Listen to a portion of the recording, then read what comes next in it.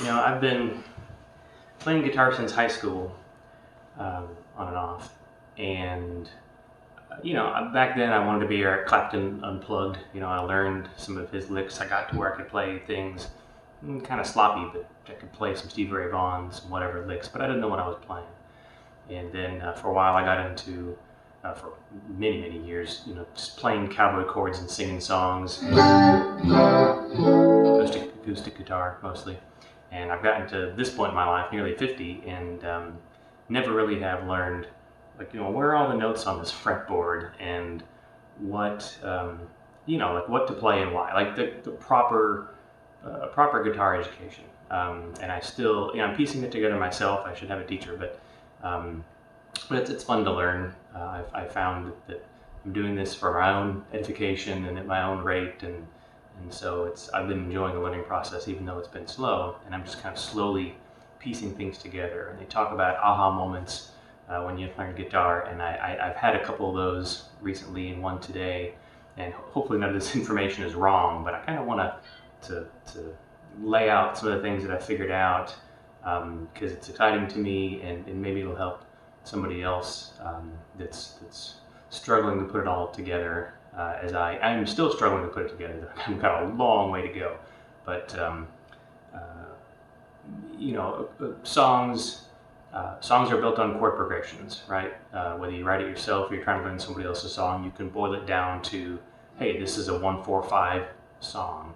And so, the point I've been driving toward is to where I can, I'm going to play a 1-4-5 song. Where's my 1? Where's my 4? Where's my 5?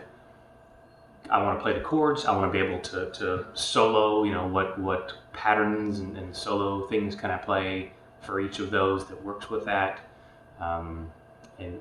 Because that's the point where you can really understand how the song is constructed and play it and improvise some and know what you're doing and why.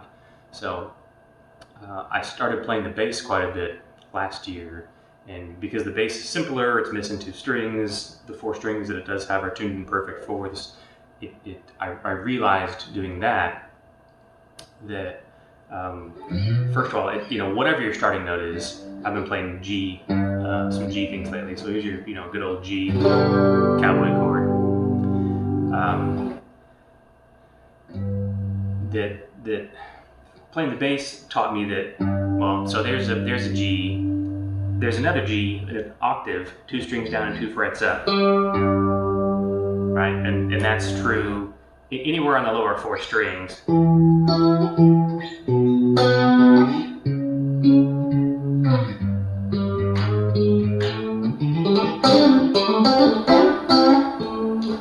So things get weird up here since this string is tuned in a major third instead of a 4th. When you start crossing that string, you got to shift up. So instead of there, it should be there. Anyway, but the other intervals are it's just a pattern. It's a location. So if it is your 1, that is your 5th. 1, 5. Just directly 1 string over is your 4th. 1, 4. Major third, major third, minor third is down here. So 1, 4, 5 is just, and that, again, that's true anywhere on these lower strings. So that's our 1. 6 is up here.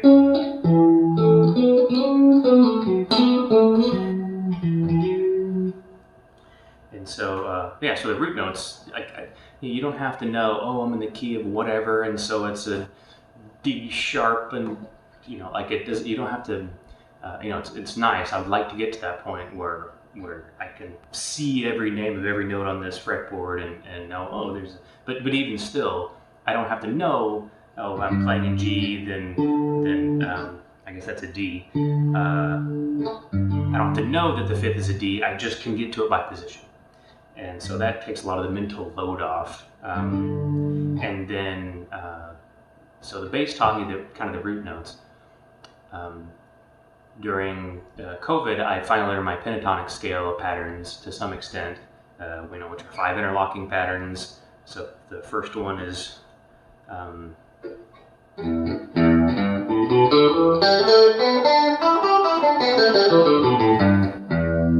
second one,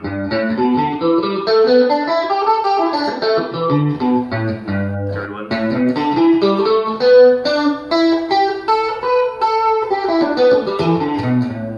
fourth, oops, I'm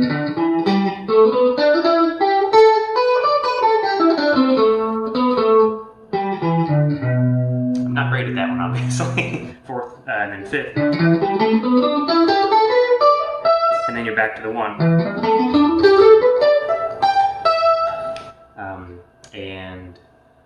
So that has taught me, and pentatonic. Some people get stuck in the pentatonics, but the pentatonic is a good framework to start from, to then learn what other notes you add to make it like a proper major scale.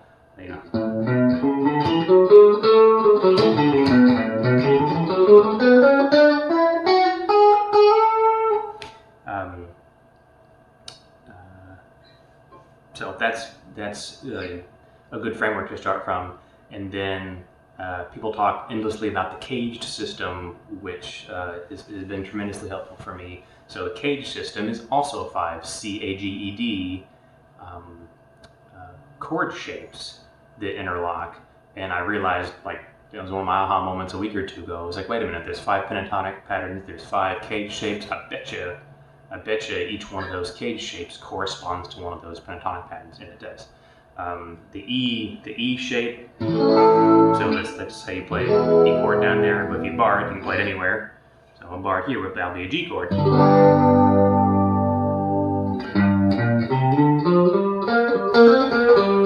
Well, that's okay, I did that wrong, because I'm playing the minor pentatonic there. That's the second position, major.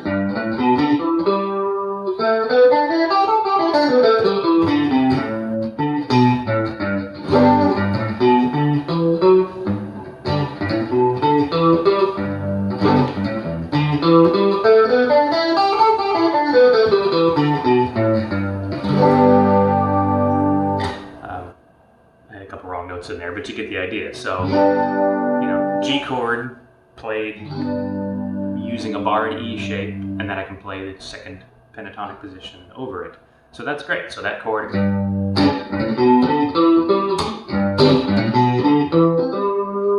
So then from there, okay, so back to the cage system. So let's start with that one. C-A-G-E, the next one would be a D. So the highest place that you're playing in your E shape is where you start the next position. So it's hard to bar a D chord, and the low string isn't in it, but E, D, and then we're back to C. So if you go up to here, the highest position from my D chord, and can manage to play a C shape, which is also tricky. I think this is it. And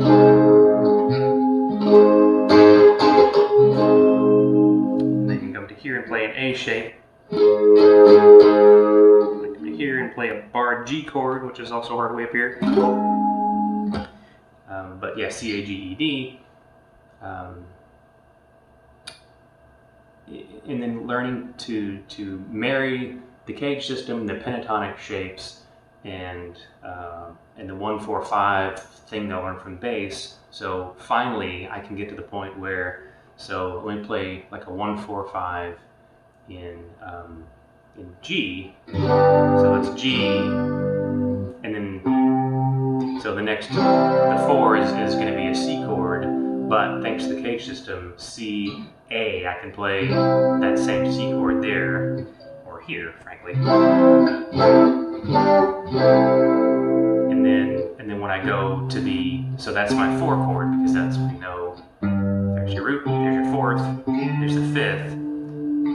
Because we're starting on the A string, on that string, you keep the same pattern. What's important is there's your root note. So 1st, 4th, 5th, 4th, first.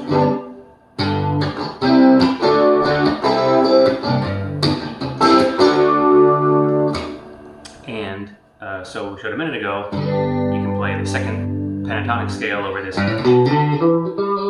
Well, this one, that A shape there, since we're starting on the C, the pentatonic pattern that has a root in that position, major pentatonic, is the fifth position.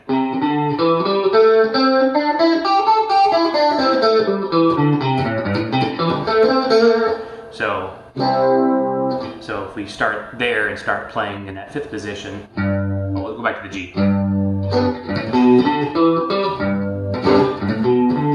And C. And then go to the fifth. It's the same things I was just playing, but up 2 frets.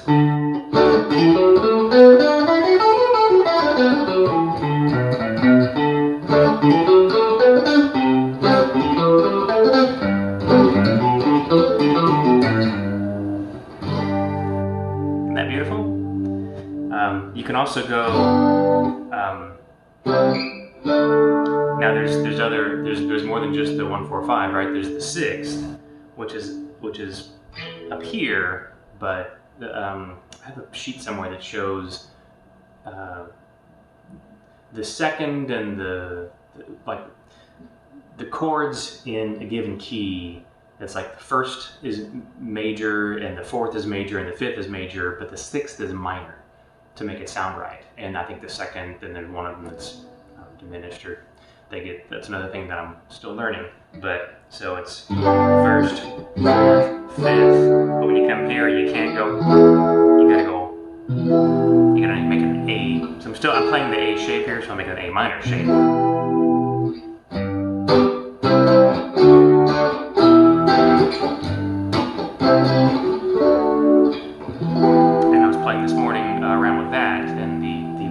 Pattern that seems to fit with that minor shape. I guess we're switching to minor pentatonic. It's the fourth position. So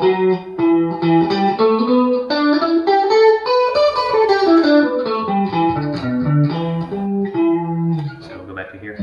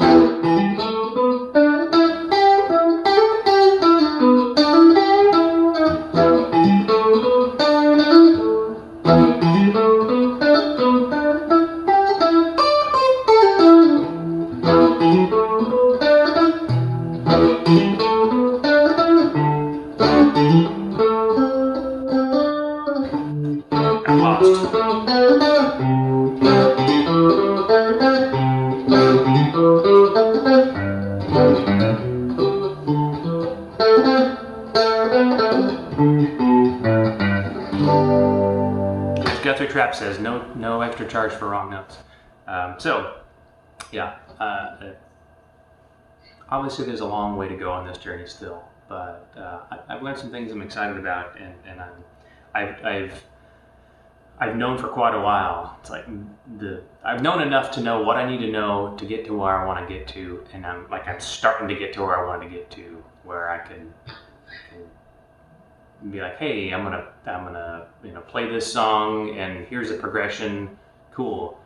I know. Hey, what key you want to play it in? Okay, we're playing it in A, and it's a 1, 5, 6. Cool. Okay.